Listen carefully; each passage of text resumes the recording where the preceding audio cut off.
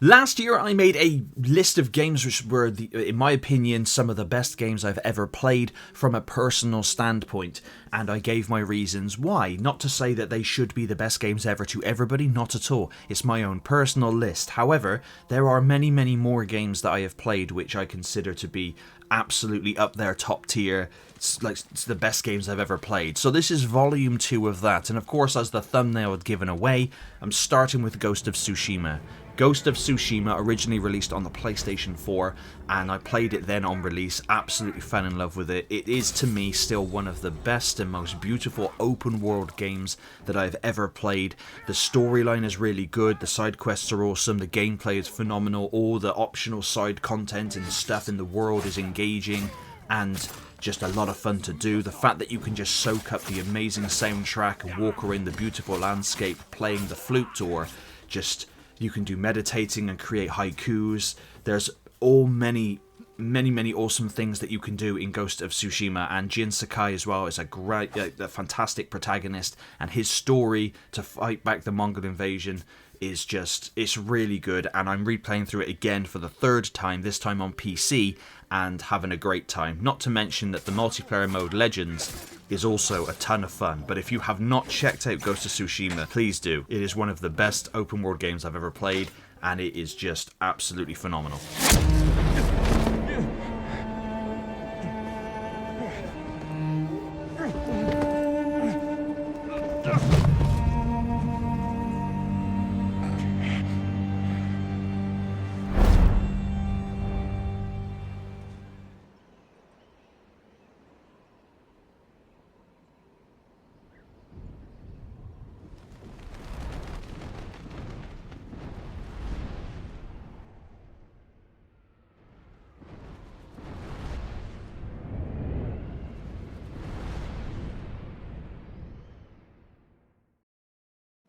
Up next is a game that last year I completed for the first time, finally, and that's Dark Souls. Dark Souls is, of course, brutal. It's Dark Souls. I don't need to tell you any more about that. It's just legendary, and Dark Souls is what Dark Souls does, and it challenges you to get good. It challenges you to get better, overcome the obstacles, and fight through.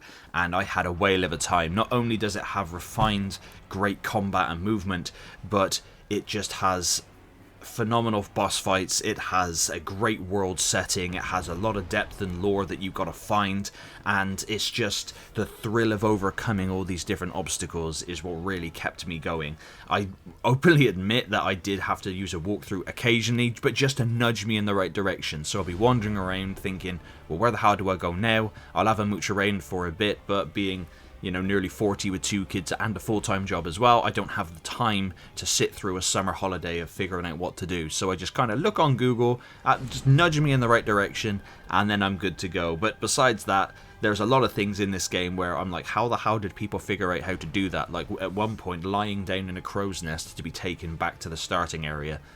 Who the hell thought of doing that? Who the hell thought of going into a crow's nest and lying down? Just insanity. But Dark Souls is a phenomenal game, and one that I highly recommend everyone plays at some point in their life. Even if you like it or don't like it, or you just can't get to grips with it, give it a try. Dark Souls is a fantastic game.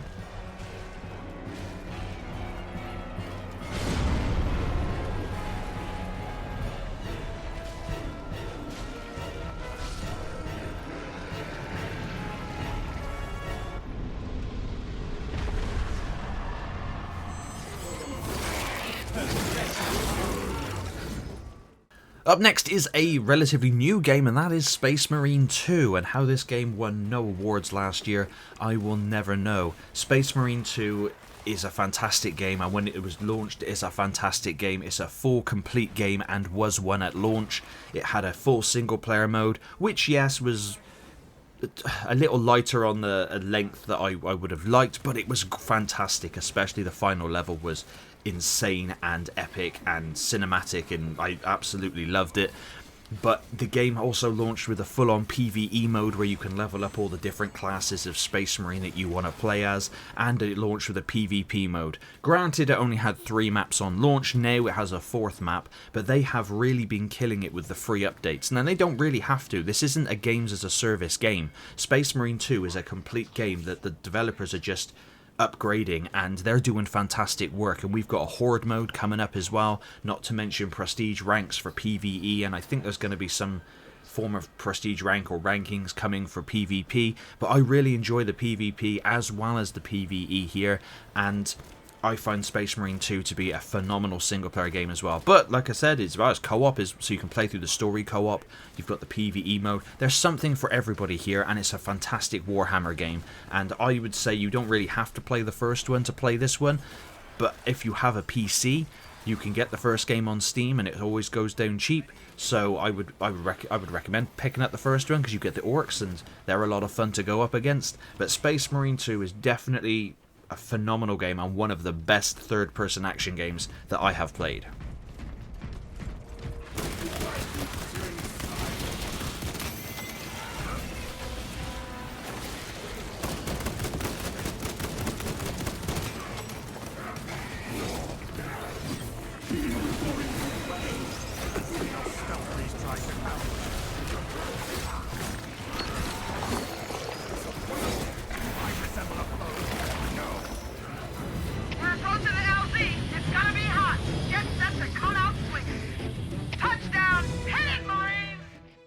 Up next is, of course, the original Halo. I'm using footage from the obviously remastered version on the Master Chief Collection here, but you get the gist. Halo 1 was everything to me in 2001, 2002, and I played it to no end, split screen with my brother and my best friend at the time, and we put countless hours into the game, playing through it on all the different difficulties, having a ton of fun on multiplayer, making all of us invisible. And because it was split screen, we used to run around looking at the floor so nobody could see, so your brother and your friend couldn't see where you were and come to you, and if somebody got in the tank, it was just a nightmare. But it was a ton of fun. Halo really was the first-person shooter that I became super addicted to. I had played first-person shooters before Halo, of course, with Medal of Honor and whatnot, and Doom and stuff, but Halo was it. Halo was the first, next gen game on the Xbox, which really made me like, whoa. That Halo was the reason why I didn't get a PlayStation 2. I went straight from PS1 to Xbox because of Halo. And when I had the Xbox for Christmas, it came with Halo and Simpsons Hit and Run, two amazing games, and it was just a Christmas I'll never forget, because I then subsequently spent the remainder of December and January 100% in Simpsons Hit and Run and just playing Halo constantly. And as many people my age know, that back then, because there weren't free games or anything, that generally we only really had games at Christmas and birthdays, and that was it.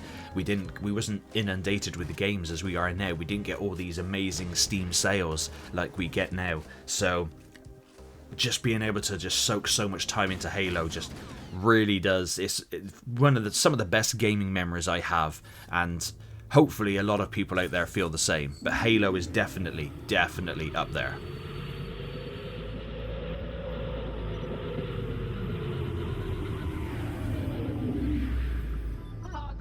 That wasn't supposed to happen. Oh, really?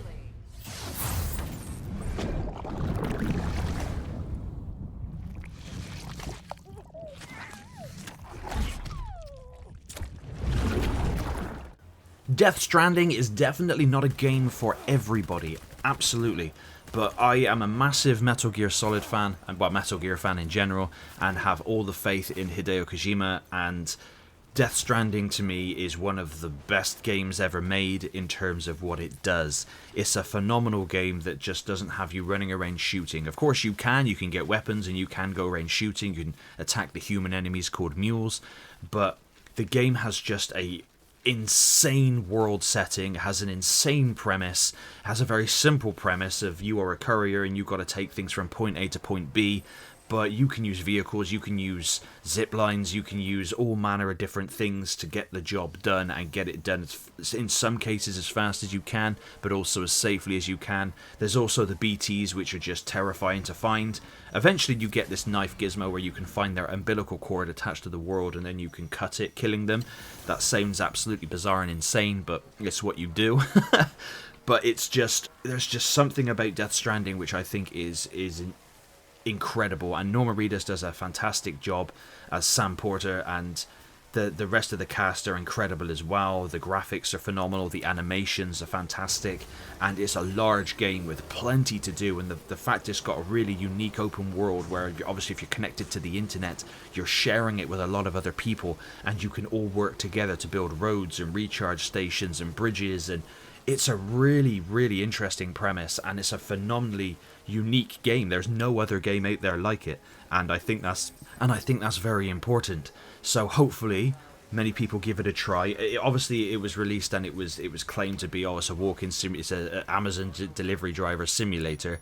I think that comes from ignorance from people who are just spouting what they hear online, and unfortunately it's just not true. It's not that. It is a solid game with many gameplay mechanics and things, and deserves to be played by anyone that wants to give it a try, because not everything has to be Call of Duty or Fortnite or Marvel Rivals now, you know, that the games like Death Stranding are needed. We need games that are different. If everything was the same, then nothing is unique.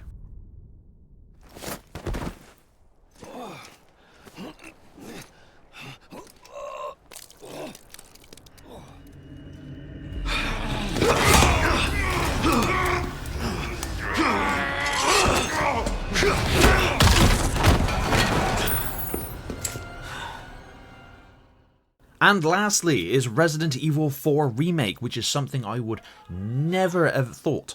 I would never have thought that I'd be putting any form of Resident Evil 4 on the best games I've ever played list. Now, just to be absolutely crystal clear, this is 100% for the remake only. I hate the original Resident Evil 4. I still do. I went back to it after completing the remake thinking, oh, maybe my opinion's changed of the original. No, in my opinion, the original is still wank. The aiming system is shite. Yes, I know they did that deliberately. Still shite. Stupid idea. I don't know who thought of that. But it's just, the remake is a phenomenal game because it focuses more... There's a lot of emphasis on the fear side of things and being a little bit more scary. Not to mention the control scheme is so much better, and the game handles incredibly well. And graphically, it looks really good. And yeah, with the new RE engine, obviously the RE engine's great when it works, but when they try and put it in Dragon's Dogma 2, it fails, especially on PC. But with Resident Evil 4 Remake, I had a fantastic time playing through it. I thought it was really good. It had a really good escalating story, had really good gameplay segments, had really cool characters. Of course, Leon Kennedy is awesome anyway. I don't have that much experience with the original, so I can only state that playing through the remake, I didn't have that much of a problem when it came to escorting the president's daughter, so I can't really... I see memes where people are joking all the time that she's always shouting Leon for help, but I didn't really get that much in the remake. But I'm replaying through it again on the hardest difficulty, and it's not something I do very often. But Resident Evil 4 is a game which I have to give the Capcom high praise for, because they did a phenomenal job with it. And if they can do that same sort of remake thing for Resident Evil 5 and obviously make it a little better, and if they can just do Resident Evil 6 and make that palatable, then I think we're golden, you know. But Resident Evil 4 Remake is definitely worth checking out. It's phenomenal. I do want to get onto the Ada DLC. I haven't done any of that yet, but I will do, so hopefully I get onto that very, very soon. But thank you very much for watching this long-ass video about these games. I have got other volumes coming out similar to this video as well, because there is many more games that just are absolutely up there. But please let me know down below what some of your favourite games are that you've played, and as always, thank you very much for watching. Gotta go. Talk later.